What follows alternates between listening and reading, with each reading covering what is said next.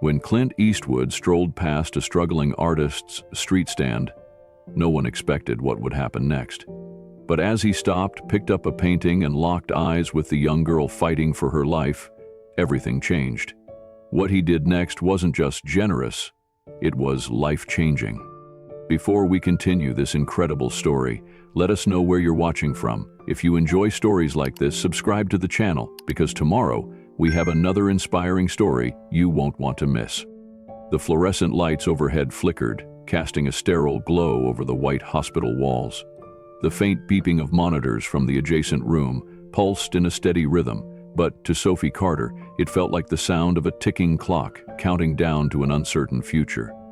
She sat on the hospital bed, her hands clenched into fists on her lap. As Dr. Patel, a man with weary eyes and a carefully measured tone, adjusted his glasses and prepared to deliver the news. Sophie had heard that tone before, the gentle, practiced cadence of a doctor trying to soften the blow of reality. But there was no softening this. She knew what was coming before he even spoke. "The treatment is working," Dr. Patel began, his voice carrying a small glimmer of hope. But Sophie barely blinked. There was always a but. "You'll need at least 2 more rounds of chemotherapy to ensure we eliminate the remaining cancer cells." A heavy silence settled in the room. Across from her, her mother, Ellen, inhaled sharply but said nothing. Her father, Mark, sat stiffly in the chair beside her, his jaw clenched, his fingers woven together so tightly his knuckles had turned white. It wasn't the treatment that scared Sophie. It wasn't even the pain or the sickness that followed each session like an inescapable storm. It was the cost. Dr. Patel sighed, glancing between them. "I understand your family has already exhausted much of your savings. Unfortunately, without insurance coverage, the out-of-pocket expenses will be..." He hesitated, as if dreading his own words. Then, with a quiet, almost apologetic nod, he delivered the final blow. "Substantial." Sophie's mother exhaled a shaky breath, her shoulders sinking under the weight of those words. Mark cleared his throat, trying to stay strong, but Sophie could hear the lie in his voice as he said, "We'll find a way." They wouldn't. She knew that. The drive home was eerily quiet. Rain pattered softly against the windshield, mirroring the heaviness in the air. Ellen gripped the steering wheel with both hands, her fingers trembling ever so slightly. Mark sat in the passenger seat, staring out at the city lights, his mind far away, calculating numbers that didn't add up. In the back seat, Sophie sat motionless, watching the world blur past. Storefronts, neon signs, busy streets, all of it kept moving, oblivious to the storm inside her. By the time they pulled into the driveway, the silence had settled deep into her bones. She knew what they weren't saying out loud. Their home, her childhood home, the place where she had spent years painting late into the night, losing herself in colors and brushstrokes, was on the verge of slipping away. Their savings were gone. They had nothing left to sell, except maybe her. That night, Sophie lay awake, staring at the cracks in her ceiling. She refused to let them drown because of her. She had spent so long feeling powerless, letting cancer dictate her life, her body, her future. But no more. She turned her head toward her nightstand, where a small, tattered sketchbook lay. Art had always been her escape, her passion. Maybe now, it could be her salvation. The thought sent a surge of determination through her. If she could paint something that mattered, something people wanted to buy, maybe she could fight back in her own way. Maybe she wouldn't have to wait for a miracle. Maybe she could make one. The first brush stroke always felt like magic, a simple stroke of blue against the blank canvas, followed by the soft blending of colors, gold bleeding into orange, shadow deepening into violet. Sophie Carter had always believed that art was a conversation between color and emotion, and now more than ever, she needed it to speak for her. Her hands trembled slightly, not from nerves, but from the lingering exhaustion of her last chemotherapy session. She ignored it, pushing through the weakness, her mind focused on a single goal. Each painting had to be perfect. Every canvas she completed wasn't just art anymore. It was a lifeline. For the next 7 days, Sophie poured everything she had left into her work. She painted through the pain, through the dizziness, through the relentless fatigue that tried to pull her down. By the end of the week, her fingers were raw, paint smeared along her wrists and under her fingernails, but she had done it. She had created a collection, 12 paintings, each one carrying a piece of her heart. She lined them up carefully in her room, studying them under the dim glow of her bedside lamp. They were beautiful. Vast desert landscapes, twilight cityscapes, oceans caught in mid-storm. Each one told a story, each one a desperate attempt to hold on to something bigger than herself. Her parents didn't know what she was planning. She hadn't told them. They already carried too much worry in their eyes, too much fear in their voices when they thought she wasn't listening. She didn't want them to talk her out of this. So, on a crisp Saturday morning, while the city was still rubbing the sleep from its eyes, Sophie carried her paintings down to a busy street corner in the heart of downtown. Her mother had helped her set up the stand, a small wooden table covered in neatly arranged canvases, a handwritten sign taped to the front. And then, she waited. At first, the world moved around her like she didn't exist. Pedestrians walked past, barely sparing her a glance. Businessmen in tailored suits, tourists with cameras slung around their necks, couples holding hands, lost in conversation. None of them noticed the girl sitting behind a small table, fighting for her life, with nothing but paint and a fragile hope. Then, a woman in a navy blazer slowed, her gaze lingering on a canvas of a twilight skyline. For a second, Sophie's heart lifted, but then the woman sighed, shook her head, and walked away. Sophie clenched her hands under the table, biting back the disappointment. An older man in sunglasses stopped long enough to read her sign, his lips pressing into a thin line. He looked at her, really looked at her, and for a brief moment, she thought he might say something. Instead, he exhaled sharply, shook his head, and disappeared into the crowd. Time dragged on. The afternoon sun climbed higher, beating down on the concrete, making her dizzy. Her water bottle was half empty, her energy draining just as quickly. Still, she refused to leave. And then, finally, it happened. A gentle hand brushed against the edge of a canvas. Sophie looked up, startled. An elderly couple stood before her, the woman's eyes bright with curiosity. She ran her fingers lightly over the painting, one of Sophie's favorites. A vast desert sky painted in deep purples and streaks of gold. "This is beautiful," the woman murmured. Sophie swallowed. "Thank you." The woman shared a glance with her husband, who nodded. "How much for this one?" Sophie's heart pounded. $80. The woman smiled. "We'll take it." For a second, Sophie couldn't move. She had rehearsed this moment in her mind, but now that it was happening, she felt frozen. Then, as the woman handed her the cash, something inside her cracked open. The first sale. Her first victory. She held on to that feeling as she carefully packed the painting into a paper bag. It wasn't just money. It was proof. Proof that someone saw her, that someone believed in what she had created. The couple walked away, leaving Sophie with $80 and a renewed sense of purpose. She wasn't just sitting on a street corner selling art. She was fighting, and she wasn't done yet. The city had a pulse, a rhythm of movement that never slowed. Tourists snapped pictures of towering buildings, street musicians strummed guitars on every corner, and businessmen rushed past with coffee cups in one hand and phones pressed against their ears. Somewhere in the midst of it all, Sophie sat behind her small art stand, gripping the edge of her table as if it were the only thing keeping her grounded. It had been 3 days since she first set up her booth, 3 days of waiting, hoping, and forcing herself to smile at strangers who barely noticed her. She had sold 3 paintings in total. It wasn't enough. Not even close. The money she had made so far wouldn't even cover 1 round of chemo. The reality of it pressed against her chest like a weight she couldn't shake. A middle-aged woman in a floral dress stopped in front of her stand. She adjusted her oversized sunglasses, squinting down at Sophie's sign. "Oh, honey," she murmured, her voice thick with sympathy.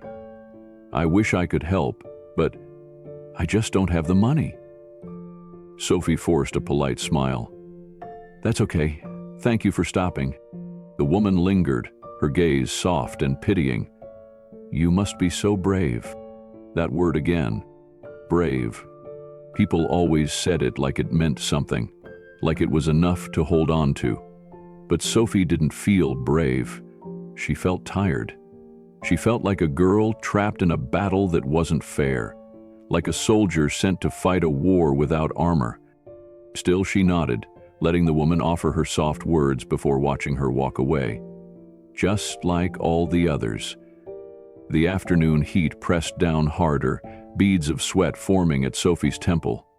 She reached for her water bottle, but the dizziness was already creeping in. Her hands shook as she took a sip, trying to ignore the exhaustion clawing at her limbs. And then, a voice. "You're wasting your time, kid." Sophie blinked, looking up. A man in a leather jacket and sunglasses perched on his head sauntered up to her stand. He smirked, tilting his head as he scanned the paintings. "Nobody buys real art anymore," he muttered. "You should try selling prints or, I don't know, TikTok commissions."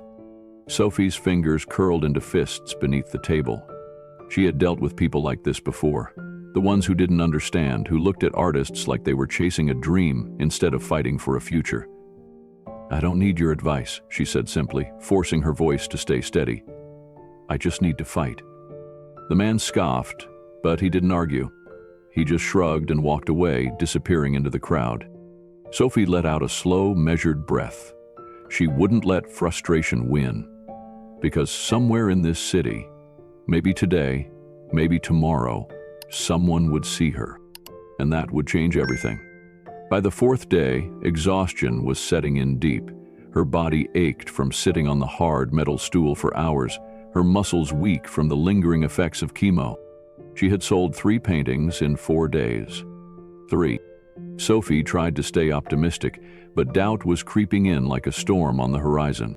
Maybe the man in the leather jacket had been right. Maybe no one cared. And then, out of nowhere, someone stopped. Not just any customer. A journalist. The woman looked to be in her late 20s, carrying a notebook and a press badge clipped to her bag. Her dark brown hair was tied back in a loose ponytail, and her eyes lit up as she took in Sophie's stand. "This is beautiful," she said, gesturing toward a canvas of a twilight cityscape. "Did you paint all of these yourself?" Sophie blinked, nodding slowly. "Yeah." The journalist smiled, pulling out her phone. "I run a small online arts blog. I love finding hidden talent in the city. Mind if I take a few photos?" Sophie hesitated. "Wait. Really? Really?" For the next few minutes, the woman snapped pictures of the paintings, of Sophie sitting at her stand, of the small handwritten sign explaining why she was selling them. Then she asked the question Sophie wasn't expecting. "What's your story?" Sophie hesitated. Most people didn't ask. Most people saw the sign, offered their pity, and moved on. But the journalist wanted to know. She wanted to hear it. So Sophie told her about the hospital visits, about the medical bills piling up, about how she refused to let her parents struggle alone. The journalist nodded thoughtfully, jotting notes in the corner of her notebook. "People should hear this," she said. "I'll make sure they do." Sophie didn't think much of it. People made promises all the time. But the next morning, when she arrived at her stand, something was different. More people were stopping. Not just to look, to buy. A woman bought 2 paintings in a row. A young couple flipped through the canvases, debating which one to take home. By noon, Sophie had sold more paintings than she had in the last 4 days combined. Then her phone buzzed. A message from Lucas, her best friend. "Dude, check this out." Sophie clicked the link. It was an article. Her article. Fighting for art, fighting for life, the teen who's painting her way to chemo. At the bottom, thousands of shares. Sophie's heart pounded. This was real. People were seeing her. People cared. But even then, she didn't know just how big this moment was about to become. Because her biggest customer yet was already on his way. The afternoon sun stretched long shadows across the pavement, the golden light catching on the edges of Sophie's paintings as they rested on the table before her. The city pulsed with movement, tourists taking pictures of murals painted on old brick buildings, businessmen brushing past with hurried steps, and street musicians filling the air with melodies of jazz and blues. Yet, despite the rush of life around her, Sophie felt the exhaustion creeping in again.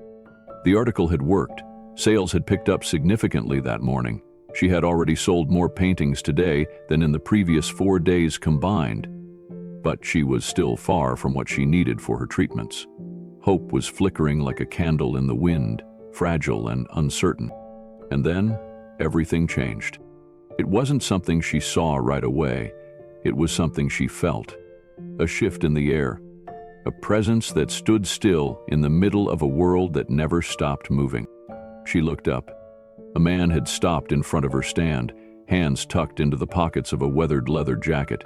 His stance was relaxed, but there was something deliberate about the way he stood there, studying her paintings. Not just looking at them, but truly seeing them.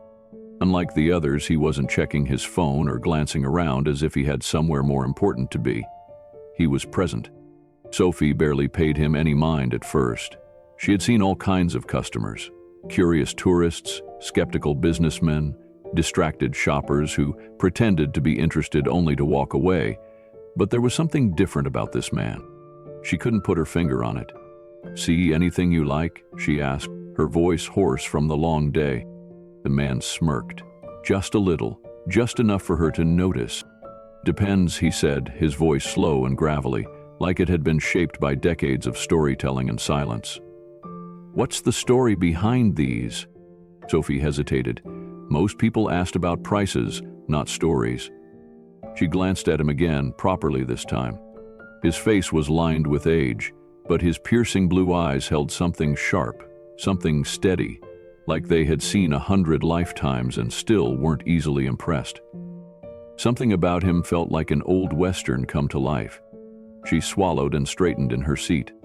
"I paint because I have to," she said simply. "It's the only thing I can control right now." The man didn't blink, he just waited.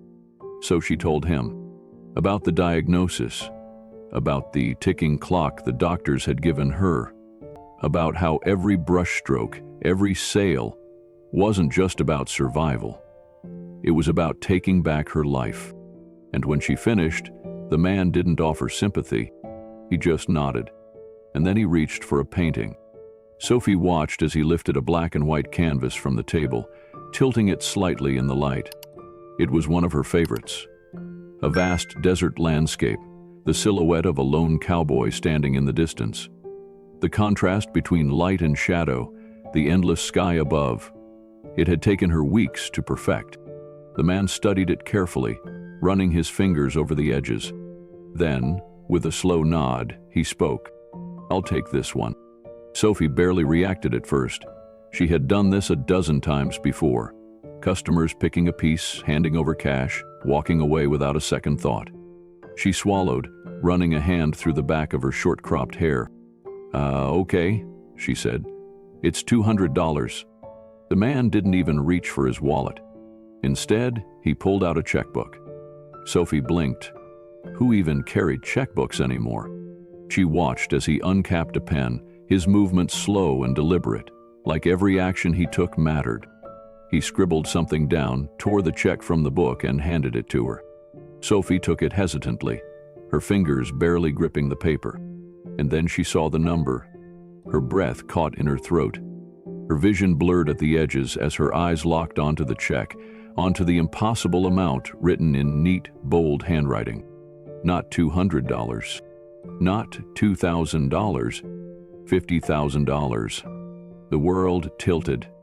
Her hand started to shake. "This," she whispered, barely able to form words. "This can't be right." The man smirked again, tilting his hat back slightly, finally revealing his face fully. And that was the moment Sophie's heart stopped, because she knew that face. She had seen it 100 times before, in old movies playing in her dad's living room, in black and white photographs framed in vintage cinemas, in every Western that had ever defined Hollywood. Clint Eastwood, the legend himself. The realization hit her like a freight train. Her father's favorite actor, the man whose movies had shaped entire generations, the Hollywood icon who didn't just play tough guys on screen, he was one in real life. And now he was standing in front of her, handing her a check that could change everything. She couldn't breathe. She opened her mouth, trying to form words. "Thank you," or "Why are you doing this?" or "I don't deserve this." But nothing came out. Because nothing in her life had ever prepared her for this moment. And the craziest part? This wasn't even the end. This was just the beginning. For a moment, Sophie's world felt like it had stopped spinning. She stared at the check in her trembling hands, her mind struggling to catch up with what was happening. Not $200, not $2,000. The number stared back at her, bold and undeniable. $50,000? Her breath hitched, her fingers tightening around the paper as though it might slip away if she let go. The rush of the city, the honking cars, the chatter of pedestrians, the faint strumming of a street musician's guitar blurred into nothing. This wasn't real. It couldn't be real. She forced herself to blink, to look again, convinced that she had misread the number. But there it was, clear as day. $50,000. Her stomach flipped, her pulse thundered in her ears. "This," she whispered, her voice cracking under the weight of the moment. "This must be a mistake." The man before her, the Hollywood legend, the cowboy who had defined a generation of cinema, just smirked. "No mistake, kid," Clint Eastwood said, his voice low, steady, carrying the weight of a man who had seen everything. "You just keep painting." Sophie swallowed hard. Her legs felt like they might give out. She opened her mouth, trying to say something, anything, "Thank you," or "Why are you doing this?" or "I don't deserve this," but nothing came out. Because nothing in her life had ever prepared her for this moment. At first, no one noticed. The world continued on, oblivious to the moment unfolding right there on the sidewalk. People walked past, lost in their own thoughts, their own routines. Then the first whisper. A teenage boy with earbuds jammed into his ears slowed mid-step. His head tilted, his eyes widening as he stared at Clint, suspicion flickering across his face. "Wait," he muttered, voice uncertain but growing louder. "Is that Clint Eastwood?" A woman nearby turned, her phone half raised. She squinted at the tall, weathered man in the cowboy hat, her gaze flicking between him and Sophie's stand. Then, a second whisper. Then a third. And then it happened. The shift. A flurry of movement. People stopping in their tracks. Heads whipping around. Conversations halting mid-sentence. Someone gasped. Another person snapped a photo. And just like that, the quiet afternoon exploded into a frenzy. "Oh my God." A young woman clutched her boyfriend's arm, her voice a mix of disbelief and excitement. "It's really him. Clint Eastwood is here?" someone else blurted out, pulling out their phone. "Right here, on this sidewalk?" A man in a suit who had walked past Sophie's stand earlier without a second glance turned back around. "What's happening?" he asked, stepping closer. His eyes darted between Clint and Sophie, then down at the check still clutched in her shaking hands. He saw the number. His jaw dropped. "Wait, he just bought a painting?" he stammered. "For $50,000? That was it. The tipping point. The moment the crowd erupted. People swarmed Sophie's stand, eyes darting between her and Clint, trying to make sense of what they were witnessing. And then, the wildest thing happened. Someone reached for a painting. "I'll take this one," a man in a blue polo shirt called out, grabbing a cityscape painting and pulling out his wallet. Before Sophie could even process that sale, another hand shot forward. "And this one, how much is it?" a woman asked hurriedly, flipping through the remaining pieces. Within minutes, the paintings that had been ignored for days were snatched up, one by one. People didn't haggle. They didn't ask questions. They just bought. A teenage girl pulled out her phone and turned to her mother. "Mom, I need cash, now. I want one before they're all gone." Sophie sat there, stunned. Her once quiet, overlooked booth had transformed into the hottest attraction in the city. It was insane. And Clint just stood there, calm as ever, hands tucked into his pockets, watching it all unfold with that same quiet smirk.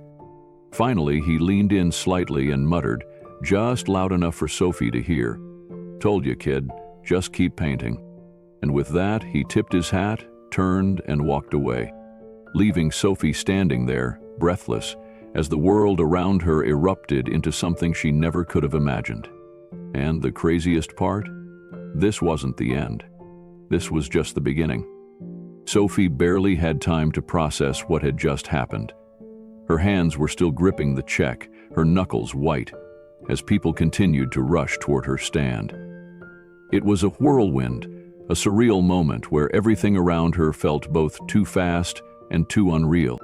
The excitement, the chaos, the sheer disbelief of it all. Clint Eastwood had just bought her painting. Not just bought it, he had changed her life. People were buzzing, some snapping photos, others reaching for her remaining artwork. Someone asked if she had more paintings, more pieces they could buy. For the first time in days, she didn't feel invisible. She had become a sensation, but she had no idea just how big this was about to become. By the time she packed up for the night, her phone was already on fire. The moment she got home, Sophie collapsed onto the couch, exhausted. Her mind still reeled from the day's events, her heart pounding as she reached into her bag and pulled out the check. She ran her fingers over the ink, the weight of it sinking in. This wasn't a dream. This was real. Her phone buzzed beside her, then again, and again. A flood of notifications exploded across her screen, messages rolling in faster than she could keep up with. Something was happening. Sophie frowned and clicked the first message. "Lucas, dude, you are literally everywhere. Check your phone right now." Her pulse quickened. She clicked the next message. "Mia, Sophia, your story just went viral. Did you see the article? OMG, you're famous." What? Her hands shook as she clicked the link Mia had sent. The page loaded, and there it was. Headline: Clint Eastwood buys teen's painting for $50,000, and you won't believe why. Her eyes widened as she scrolled through the article. It wasn't just one website. It was everywhere. Hollywood Reporter, CNN, Fox News, The New York Times. They were all running the same story. Sophie Carter, the teenage artist selling paintings to pay for her chemo, had been noticed by none other than Clint Eastwood. He had stopped, listened, and in true Eastwood fashion, made an unforgettable move. A move that had captured the hearts of millions. Sophie's breath hitched, her hand shook as she clicked over to Twitter. Her name was trending. People were talking about her art, about her fight. The comments were overwhelming. "I don't even know this girl, but I'm crying. This is why Clint Eastwood is a legend. Someone tell Sophie Carter I want to buy one of her paintings right now. Art should be about stories. This girl is the definition of that." Sophie covered her mouth, her eyes filling with tears. This was really happening. And then the messages started pouring in. Not just from friends, not just from people online, from buyers, from people who wanted to support her, who wanted to own a piece of her art. She clicked on an email, her heart racing. "Hi Sophie, I read your story. Your strength and talent inspire me. I'd love to buy one of your paintings. Do you ship to Texas?" She clicked on another. "Sophie, your art is breathtaking. If you're accepting commissions, I'd like to order one for my daughter. Any price, just name it." More emails, more messages, requests for interviews, even a message from a prestigious New York gallery. Her breath caught in her throat. They wanted to showcase her work. The weight of it all hit her at once.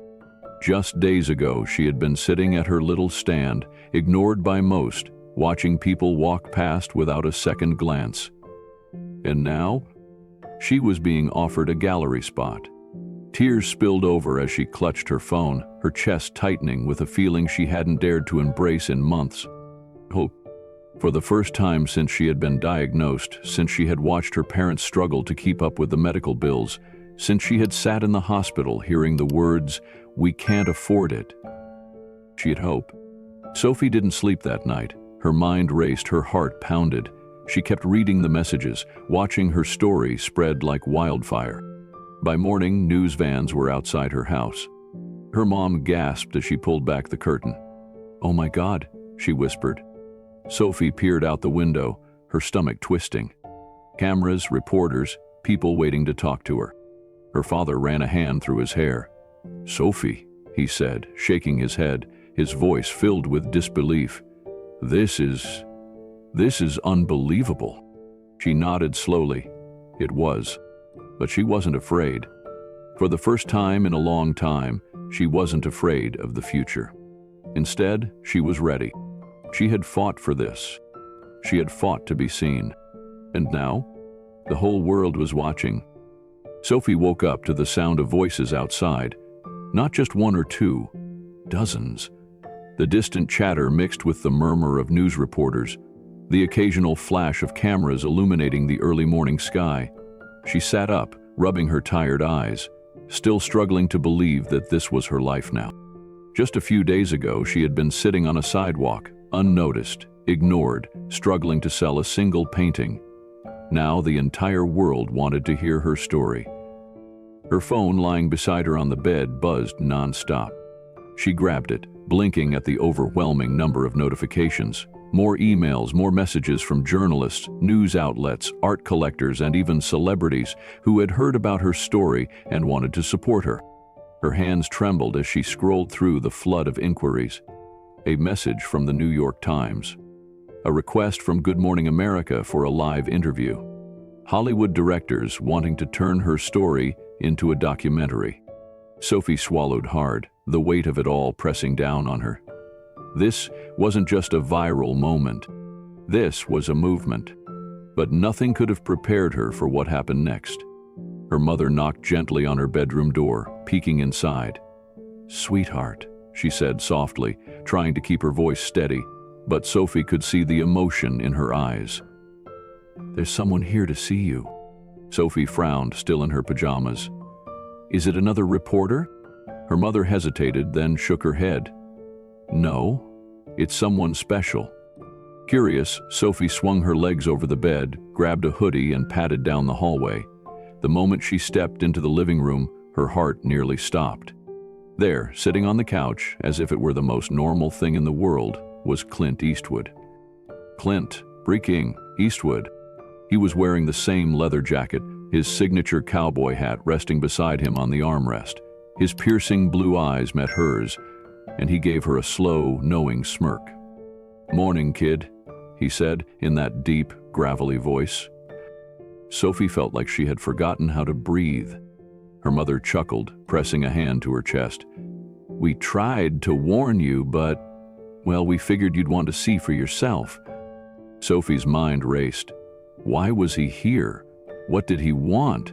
He had already changed her life. What more could he possibly do? She cleared her throat, still trying to find her voice. "Mr. Eastwood," she said, her hands clasped tightly together. I don't even know what to say." He chuckled. "Well, that's a first," he teased. She laughed nervously, shaking her head. "How are you even here?" Clint leaned forward, resting his elbows on his knees. "I heard what happened after I left your stand," he said. "Figured I should come check in on you, make sure you haven't let all this attention get to your head." Sophie smiled. "Trust me, I'm still trying to process it all." He nodded. "Good. Keep it that way. Success can change people if they let it. You've got something special, kid. Don't lose sight of why you started painting in the first place." Her throat tightened. He was right. It was easy to get caught up in the attention, the offers, the fame. But at the end of the day, she had picked up that paintbrush not for money, not for recognition, but because it was her fight. Because it was her way of surviving. Clint reached into his jacket pocket and pulled out an envelope. He extended it to her, his expression unreadable. Sophie hesitated before taking it. "What's this?" "Open it," he said simply. Her fingers trembled as she unfolded the paper inside. The moment she read the words, her eyes filled with tears. It was an invitation.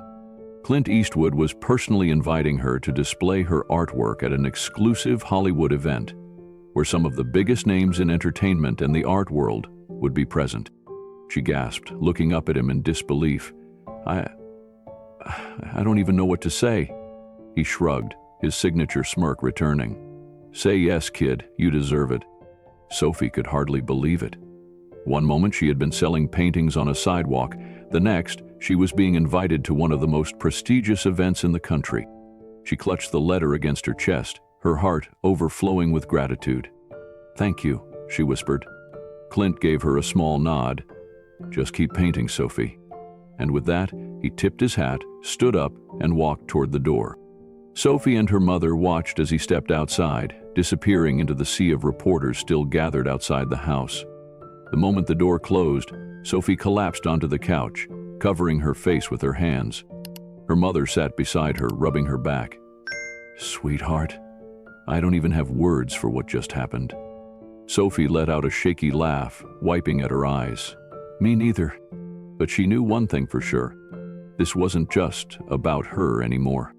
This was about everyone who had ever been told they weren't good enough. Everyone who had ever struggled, who had fought to be seen, to be heard. She wasn't just painting for herself anymore. She was painting for all of them. And this was just the beginning. Sophie stood in front of the mirror, adjusting the collar of her dress.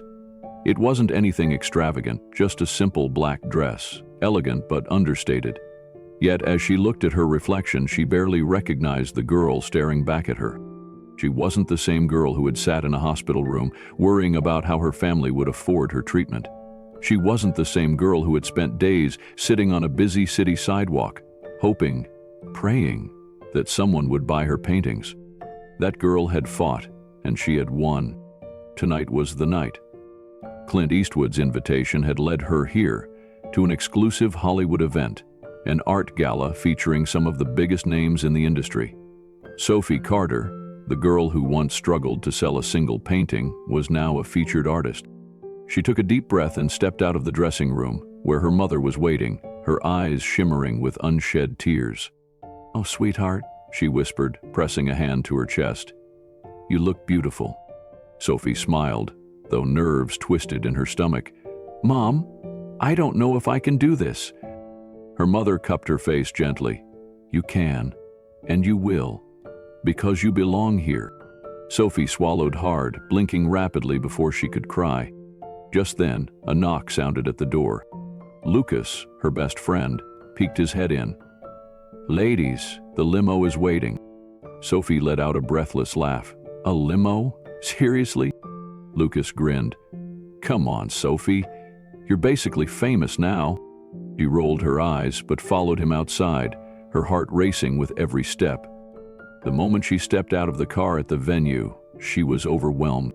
Flashing cameras, journalists shouting questions, guests in designer gowns and expensive suits moving toward the entrance, their eyes flickering toward her. And then, standing by the red carpet, casually leaning against a pillar with that familiar smirk, was Clint Eastwood. Sophie's breath caught. He gave her a small nod, the kind that said, "I told you so." She walked up to him, her hands clasped tightly in front of her. "I don't think I've ever been this nervous in my life." Clint chuckled. "Good. Means you care." She exhaled shakily. "What if they don't like my work?" Clint tilted his head slightly, his eyes sharp. "Doesn't matter what they think, kid. You already won." Sophie didn't know why, but those words made her feel lighter. She nodded. "Okay, let's do this." As they walked into the grand hall, Sophie felt the weight of every step. The room was filled with art collectors, critics, and Hollywood elites, all sipping champagne and admiring the displayed works. And then she saw it. Her paintings. Her work was displayed along the walls, framed beautifully under golden spotlights. People were standing in front of them, discussing them, admiring them. She had dreamed of this moment, but had never believed it would actually happen. She approached one of her paintings, the black and white Western landscape that had changed everything. A couple stood in front of it, deep in conversation. "This piece," the woman murmured, "it's breathtaking. The contrast, the loneliness of the cowboy. It's powerful." Her husband nodded. "And the artist's story? It's even more incredible." Sophie swallowed the lump in her throat. They were talking about her. Lucas nudged her. "Go talk to them." She hesitated but took a step forward. Hi."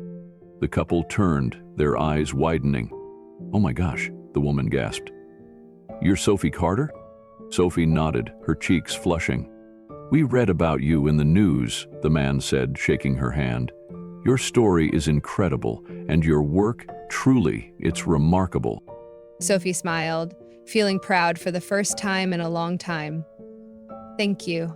That means everything to me." As the night went on, more people approached her, art collectors wanting to buy her paintings, reporters wanting to feature her story, even actors and filmmakers who wanted to collaborate with her. Her dream wasn't just coming true, it was expanding in ways she had never imagined. And then, toward the end of the night, a man in a sleek black suit approached her. He handed her a card. "I represent a gallery in New York," he said smoothly. "We'd love to host an exclusive exhibition of your work." Sophie's mouth fell open. A solo exhibition in New York. She turned to Clint, her heart hammering. He gave her a slow, approving nod. "Told you, kid. Just keep painting." Tears stung her eyes as she clutched the business card in her hand. This was it. The beginning of something she had never dared to dream of. She had started this journey with nothing but a paintbrush and a desperate hope to survive. Now she wasn't just surviving, she was thriving. And as she looked around the glittering room, at the people who believed in her, at Clint Eastwood, the man who had given her a chance when no one else had, she realized something. This wasn't the end of her story. It was just the beginning. Sophie Carter's journey is more than just an inspiring story about a struggling artist. It's a testament to the power of resilience, the unexpected kindness of strangers, and the belief that even in the darkest moments, hope can find a way to shine through. From the sterile walls of a hospital room to the bustling streets where she fought to sell her art, Sophie's battle wasn't just against cancer. It was against a world that often overlooks those in need. A world where people judge value based on appearances rather than heart. But she refused to be defined by her illness or her circumstances. Instead, she fought back with every brushstroke, every canvas, and every ounce of determination she had left. And then, in the most unexpected moment, a legend walked into her life. Clint Eastwood didn't just buy a painting. He saw something in Sophie that the world had ignored. Her strength, her spirit, her talent. He didn't offer pity, only respect. And with one simple action, he changed her future forever. His belief in her sent a ripple effect across the world, turning a struggling artist into a symbol of perseverance, inspiring millions to recognize the power of giving someone a chance. This story teaches us valuable lessons about modern life. First, never underestimate the power of persistence. Life will throw challenges in your way, but those who refuse to give up, who keep pushing forward despite the odds, are the ones who create real change. Second, never judge a book by its cover. We live in a fast-moving world where people often dismiss others based on appearances. Sophie was overlooked, ignored, until one person stopped to listen. Imagine how different the world would be if we all took the time to truly see people instead of just walking past them. And finally, kindness has power. One act of generosity can change the course of someone's life. Clint Eastwood's decision to support Sophie not only saved her future, it inspired thousands. You never know what impact a small act of kindness can have. If Sophie's story moved you, if it made you believe in the power of perseverance and the importance of lifting others up, don't let this message stop here. Like, subscribe, and share this video to spread this powerful message with the world. Because sometimes all it takes is one moment, one person, and one chance to change a life forever.